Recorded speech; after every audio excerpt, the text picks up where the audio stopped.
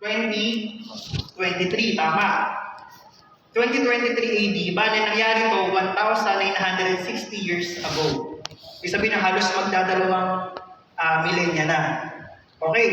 And then, kung mapapansin ninyo, nangyari ito sa Rome. Ang tanong dito, Philippians yung babasahin natin ngayon, pero bakit nasa Rome si Pablo?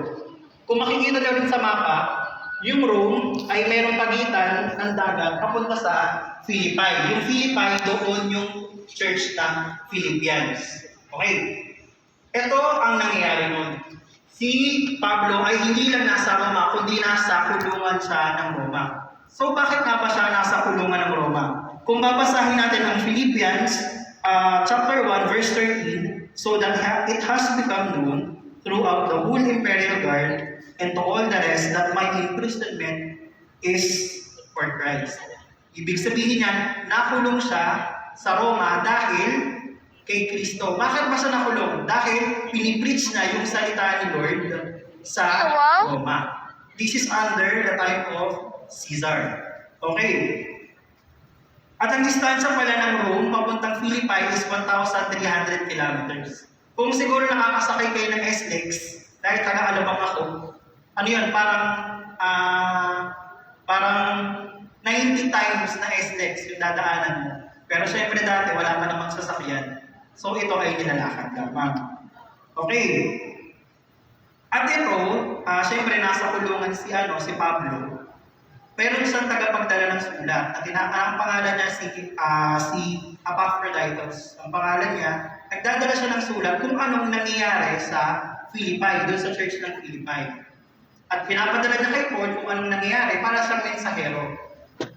At syempre, dadala rin siya ng regalo para pagkain ni Pablo. Okay.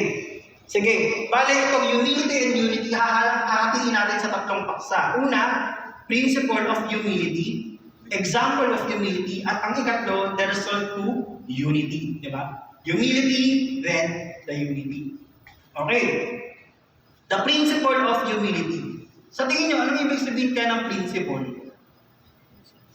Ang ibig sabihin ng salitang principle ay yun ang pundasyon kung ano yung dapat natin gawin.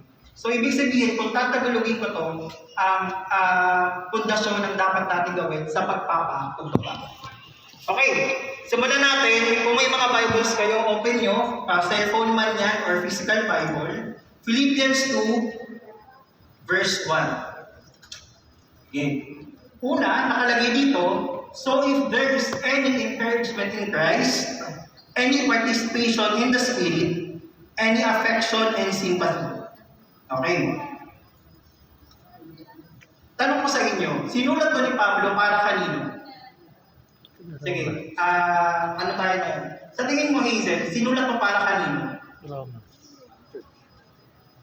Sa mga Romans, or sinulat dito para sa mga Philippians. Ang Philippian Church, kung mapapansin nyo, sa tingin nyo ba Kristiyano yung mga nasa Philippian Church? Diba? Ang mga nasa Philippian Church ay mga Kristiyano din. At ang tanong dito, Kristiyano rin ba tayo? Tama ba? Tama ba? Yes, Kristiyano tayong lahat. Kaya ang salitang ito ay hindi pwedeng itanggi para sa atin.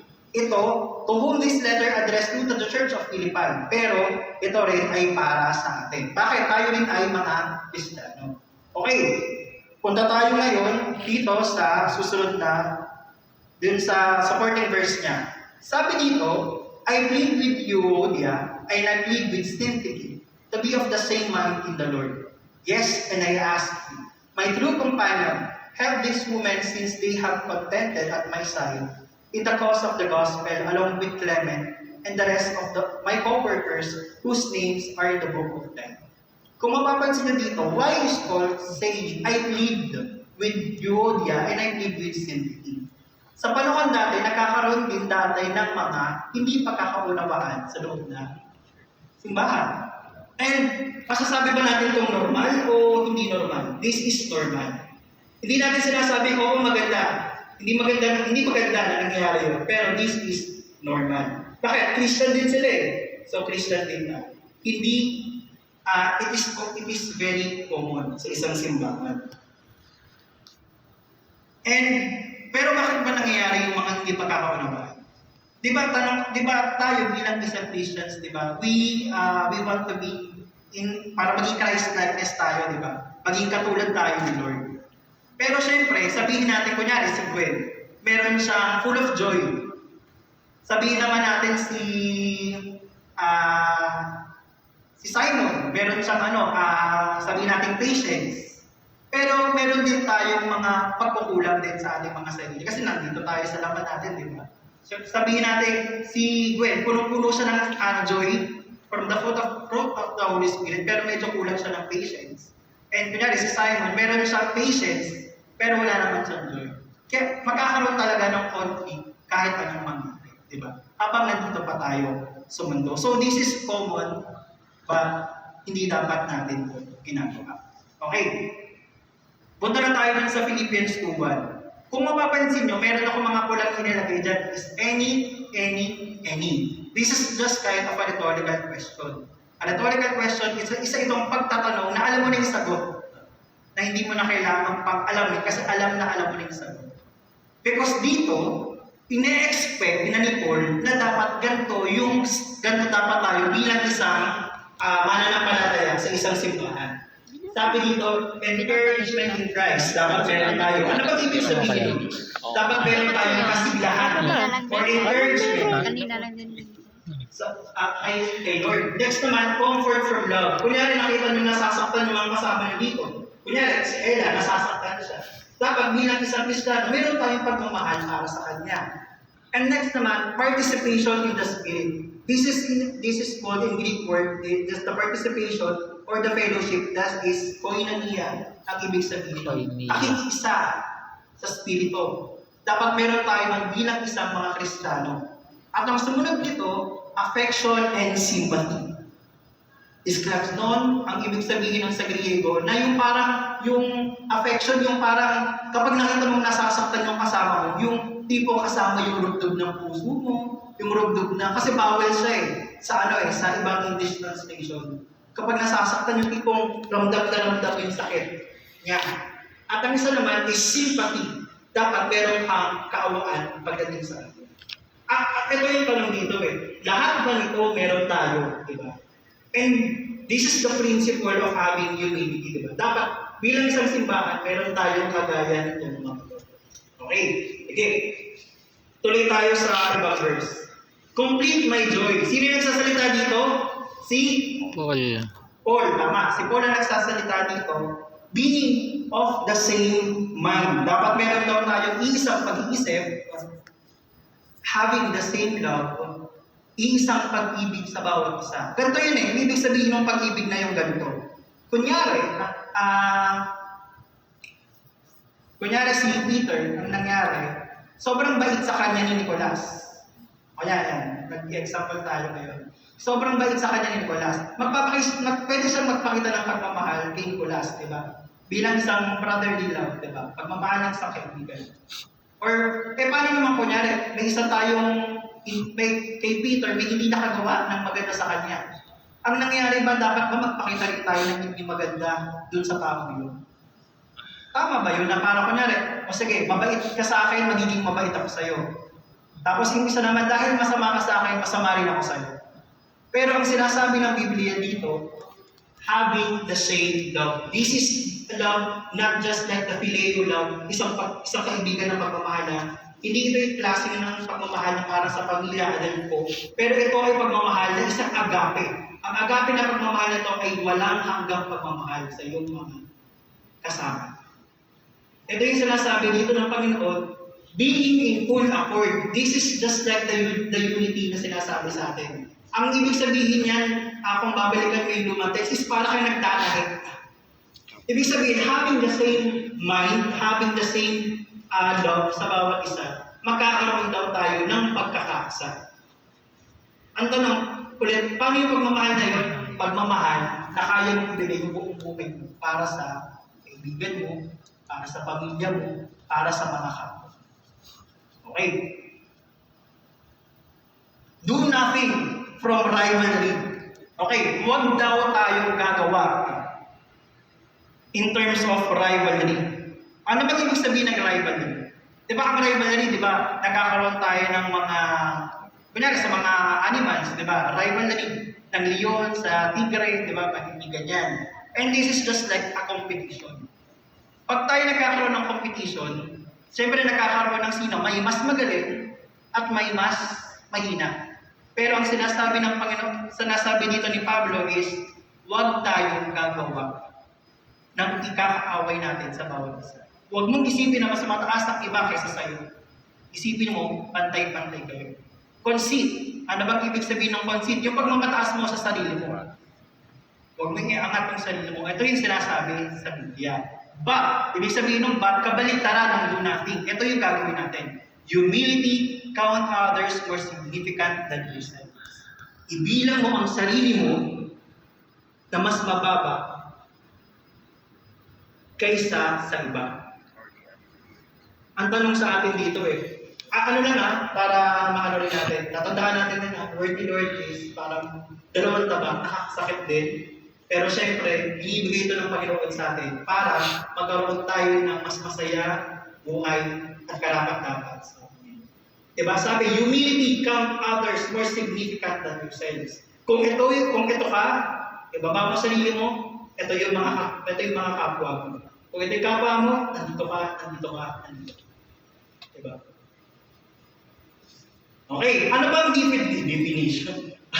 Ano bang definition ng humility? Sige. Ang definition ng humility sa English ay a modest or low view of one's own importance. Okay. Ano bang ibig sabihin ng modest? Modest. Low view, mas mababang tingin sa sarili mo. Sa Tagalog is pagpapakumbaba. Pagkakaroon ng mababang loob. Pero for me, ang pinakamaganda talaga, babalikan natin ang word. Tapeinos. Ang ibig sabihin ito sa Griego. To make low, reduce to plain, maging plain ka lang. Depress, bababa. Align to lower rank. Ibig sabihin, kung ito yung rank mo, ibaba mo. Pero may sinasabi dito, in condition or heart. Ibig sabihin, hindi ito yung parang panlabas na lang na kunwari ganito na, uy, okay tayo mas mababa ako sa'yo Pero outward lang yung ginagawa mo. The Bible is speaking na dapat mas mababa tayo in terms of our heart condition. Na binababa mo yung sarili mo na in terms of sa pamamagitan ng mga gawin mo, ng mga sa isip mo, ibaba natin yung ating mga sarili. Okay. Ang next dito is Philippians 2:4. Let each of you look not only to his own interest, but also to the interest of others. Medyo paulit-ulit kung mapapansin nyo, di ba? Look not only to his own interest. Hindi sinasabi dito, tanggalin mo yung interest mo. Hindi yan sinasabi na, huwag mo tanggalin mo na lang yung sarili mo. Hindi. Look not only. Ibig sabihin, oo, may interest ka pa rin, pero ang sinasabi dito, but also the interest of others. Kung nakikita mo na kailangan ng comfort ng kasama mo, o ng kaibigan mo, kung kailangan niya ng kakausap sa kanya, ibigay mo yun kasi yun yung interest niya. Hindi natin titingnan ng ating sarili mas mataas kaysa sa iba.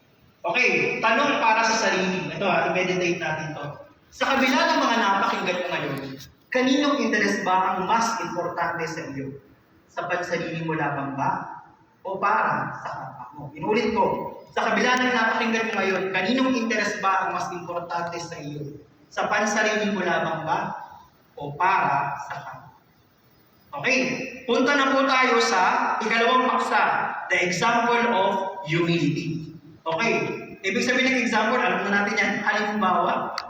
Halimbawa, ibig sabihin na example. Okay, verse 5. Have this mind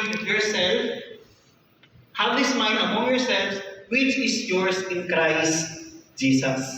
Okay, dito pa lang sinasabi na, yung mind na dapat meron tayo, have this mind among yourselves na si Hesus Kristo. Ibig sabihin, ang example na sinasabi dun sa ating hati is si Jesus Christ. Pero ang tanong, bakit nga ba naging example si Jesus Christ? Paano?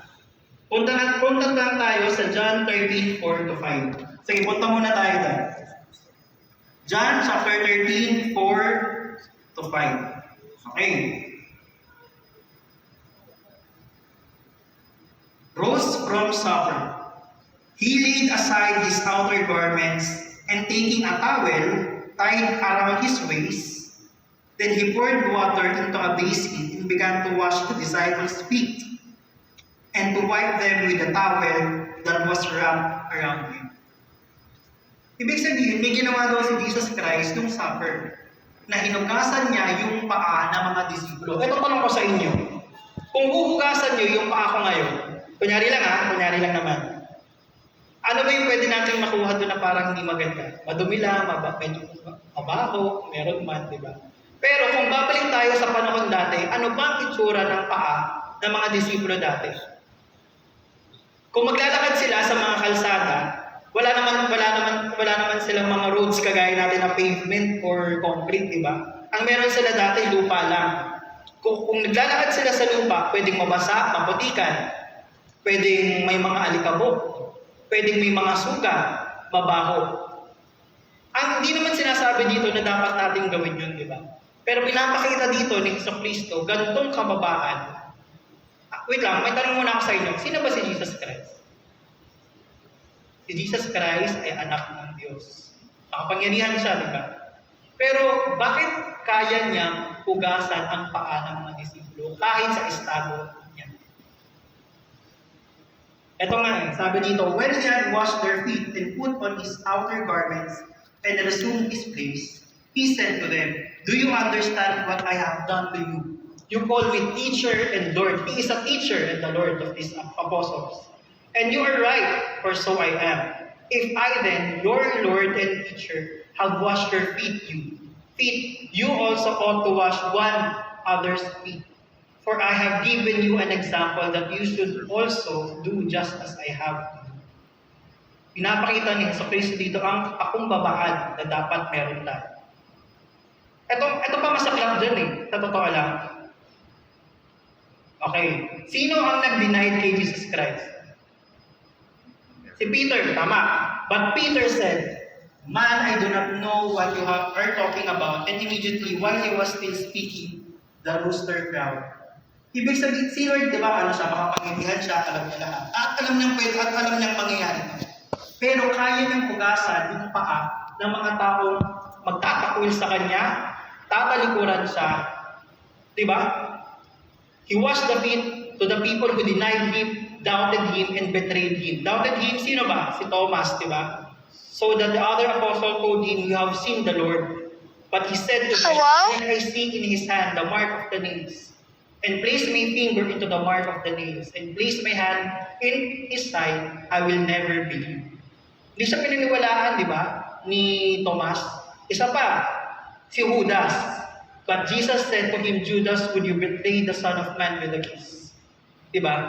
Kung iisipin natin, alam ni Lord lahat. Pero bakit niya hinugasan ng paa? At kaya niya hugasan ng paa ng mga taong kaya siyang saktan? Diba? Tayo, ilang beses na ba tayo nasaktan? Sinaktan tayo ng ibang tao sa pamamagitan ng minsan gossip, minsan physical, minsan nag-depress tayo dahil sa kanila. Pero the Lord is teaching the humility na dapat kagaya ng ginawa. We should also humble ourselves dun sa mga tao nakakasakit sa atin. Okay. Philippians 2, chapter 6. Who thought he was in the form of God did not count equally with God a thing to be grasped. Kahit na si Panginoong Jesucristo ay Diyos, itinuring niya, hindi ibig sabihin nito hindi siya, itinuring niya lamang na sarili niyang mas mababa sa Diyos. Kahit na siya ay Diyos. Diba? Napakagaling ng Panginoon. Next, but emptied himself by taking the form of a servant. Tanong ko sa inyo, nung si Jesucristo ay bumaba dito sa Diyos, ano bang, naging hari ba siya? Hari na parang may corona, meron siyang mga alila, di ba hindi? Si Jesucristo, kinuha niya ang isang form ng isang alipin. Kinuha niya ang form ng isang anak ng karpintero. Di ba? Kinuha niya yung form na yun, hindi para magmataas, kundi para ibaba ang kanyang salita. Di ba?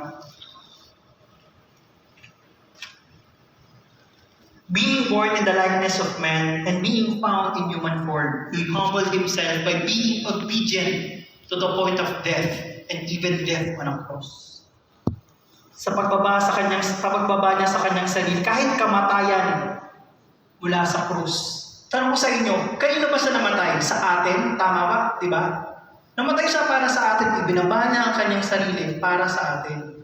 Ganong pagpapakumbaba ang ginawa ni Jesucristo sa kabila ng kanyang kapangyarihan, sa kabila ng pagiging anak ng Diyos.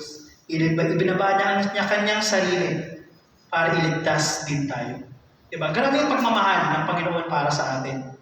Sabi nga dito ang ibig sabihin sa salitang Griego ng servant is doulos, slave, alipin, willing to commit himself to serve a master he loves and respects. Eto, may tanong ako para sa inyo ulit. Katulad ba ng pagpapakumbaba ni Jesus ang ipinamalas natin sa ating pamilya, sa ating mga katrabaho, o sa ating mga kapatid sa pananampalataya? Ulitin ko, katulad ba ng pagpapakumbaba ni Jesus ang ipinamalas natin sa ating mga pamilya, sa ating mga katrabaho, o sa ating mga kapatid sa pananampalataya? Ito, para sa ikaw, hati, the result to unity. Philippians 2 verses 9 to 11. Okay? Kung makikita nyo, ang Philippians pala is after ng Ephesians at bago mag-Colossians. Okay? Basahin natin. Therefore, God has highly exalted him and bestowed on him the name that is above every name, so that at the name of Jesus, every knee should bow in heaven and on earth, and every tongue confess that Jesus Christ is Lord, to the glory of God the Father. Diba? Sa pagpapakumbabang ginawa ni Jesucristo, natuwa ang Diyos Ama sa kanya. Diba sabi nga dito, diba, ang nangyari sa pag-ako ni Jesucristo sa mga kasalanan natin, inihiwalay niya ang kanyang sarili. Diba? He emptied himself because of us. And because of his obedience to the Father and his humbleness, God has highly exalted him and bestowed on him. Nagkaroon ng pagkakaisa ang Ama at ang Anak. Diba?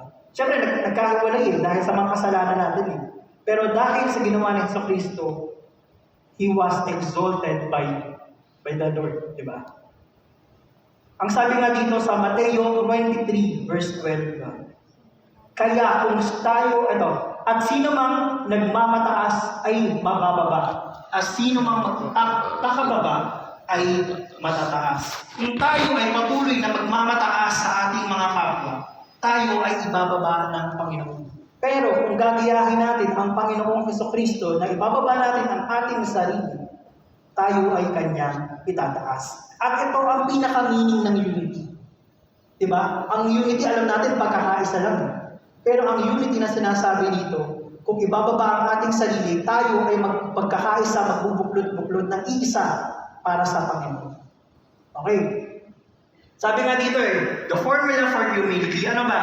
Humility muna bago tayo magkakaroon ng unity. Pero ang tanong dito, paano ba natin ito mai-apply sa ating mga buhay, di ba? Mark 12, verse 31. The second is this: you shall love your neighbor as yourself. There is no other commandment greater than this. Mahalin mo ang kapwa mo gaya ng iyong sarili. Paano ba yun? Mamahalin ko yung kapwa ko. Totoo naman, di ba? Mahal ko yung sarili ko. Pero kailangan ko daw mahalin yung kapwa ko na higit pa ako katulad. Diba? Diba na, nag-aakapan yung mga bata, diba? Ganyang pagmamahal. Next, Ephesians 4, verse 32. Be kind to each other, tender-hearted, forgiving one another, just as God, through Christ, has forgiven you. Paging mabait ka sa bawat isa, tender-hearted, maging mapagpatawad tayo sa lahat ng mga nanakit sa atin. Kasi bakit natin kailangan maging mapagpatawad sa mga nanakit sa atin? Kasi pinatawad din tayo ni Jesucristo. Diba? Next. Ito. Sa mga kasama rin natin, love must be sincere. Hindi dapat tayo naging ipokrito sa mga bagay-bagay. Ipakita natin na ang tunay na pagmamahal sa bawat isa, yan, sa mga katabi ninyo, sa mga kasama nyo sa lamesa, sa lahat ng nandito, ipakita nyo ang pagmamahal na may sincerity.